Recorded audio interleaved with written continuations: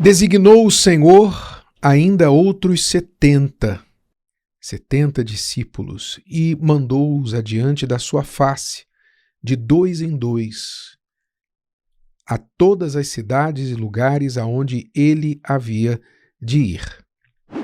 Jesus enviou os discípulos e deu-lhes instruções do que eles deveriam fazer: curar os enfermos, expulsar demônios, pregar o reino de Deus, o arrependimento, e como eles deveriam reagir às diferentes formas que as pessoas os receberiam.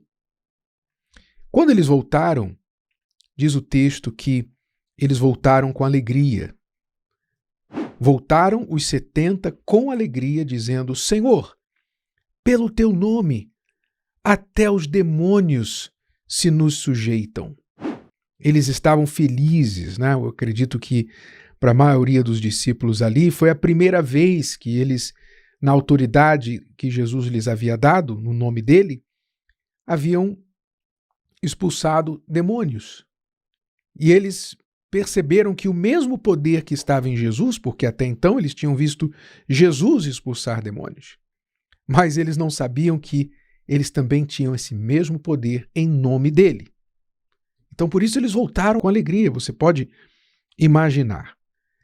Jesus, porém, disse assim: eu via Satanás como raio cair do céu. Essa palavra do Senhor Jesus não foi à toa, aleatória. Ele estava falando que ele testemunhou a expulsão de Lúcifer do céu, quando ele caiu sobre a terra e foi como um raio, ou seja, ele foi expulso com violência do céu. Ele e os que o seguiam, a terça parte dos anjos. Então, Jesus disse: eu via Satanás como raio cair do céu. Jesus testemunhou que o diabo está aqui. Ele esteve no céu, mas agora ele está na terra. O diabo ainda não está no inferno. Ele está na terra, é o lugar dele, onde ele está agindo. No final, no juízo final, ele vai ser lançado no lago de fogo e enxofre. O Apocalipse fala sobre isso. Mas, por enquanto, ele está agindo na terra. E eu creio que não é difícil você entender isso. É só você olhar o estado do planeta, do mundo, das nações, das pessoas, das sociedades, e você vai ver a ação do diabo aí, né, de várias formas. E quem não vê isso é ou porque é cego ou porque não quer enxergar. Então Jesus disse: eu via Satanás como raio cair do céu. Jesus não foi cego ao diabo, ele viu o diabo, ele viu Satanás. E quem tem olhos espirituais também vê, não a forma do diabo, mas as ações dele neste mundo. E Jesus emendou dizendo: eis que vos dou o poder. Quer dizer, veja que o que ele tinha acabado de falar, a princípio gera terror nas pessoas. Quer dizer que o diabo está nessa terra. Ele saiu do céu e com vingança está trabalhando nessa terra. Sim, isso gera um certo temor e terror nas pessoas, mas não naqueles que estão em Jesus. Porque aí ele veio fortalecer, ele veio contrapor esse terror, dizendo: eis que vos dou poder para pisar em serpentes e escorpiões, ou seja, são duas formas que o diabo é mencionado na Bíblia, né? Como serpente e escorpião. Ele não está falando dos animais, mas sim dos demônios. Vos dou poder para pisar em serpentes e escorpiões e sobre toda a força do inimigo. Toda a força do inimigo. E nada vos fará dano algum. Ou seja, não precisa temer. Jesus está falando, vocês não precisam temer. Vocês, meus discípulos, não precisam temer, porque eu dou poder para vocês.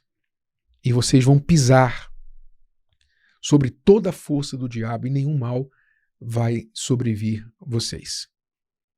Então, o que isso nos ensina? Qual é a palavra? Qual é o entendimento aqui? Primeiro, que o diabo existe. Tanto quanto Jesus existe, Satanás existe. Foi Jesus quem falou. Jesus não estava falando de uma ficção. Jesus não estava falando de uma imaginação. Ele falou que ele viu Satanás. Então não é uma ideia, não é uma criação da mente humana. Foi Jesus quem falou. Satanás existe e o seu lugar é na terra. Ele está agindo na terra neste momento. E você viver ignorando a existência dele e a ação dele é você cometer suicídio espiritual. É você abrir a sua guarda para a ação do mal sem nenhuma defesa. É como você, digamos assim, você dizer assim, eu vou passar na área mais perigosa da cidade com a carteira cheia, com um relógio caro, com uma corrente de ouro no pescoço. Eu vou andar de bobeira pertinho da Cracolândia. E você achar que, não, é todo mundo bonzinho. Todo mundo bonzinho. Eles não vão mexer comigo, não, porque eu não mexi com eles. É assim. Você não faria isso. Você não faria isso. Você se protege dos lugares que você sabe que são perigosos, que coisas ruins podem acontecer com você. Você se protege.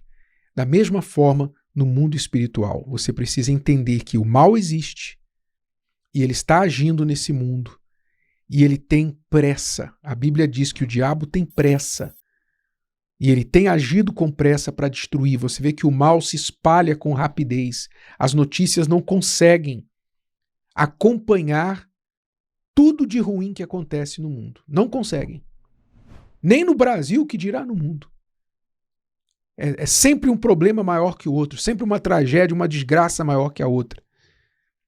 E assim, isso é só um pouquinho que a gente vê do mal se espalhando nesse mundo. O mal tem pressa. E, infelizmente, o ser humano tem dado lugar, tem dado oportunidade, tem facilitado para o mal agir.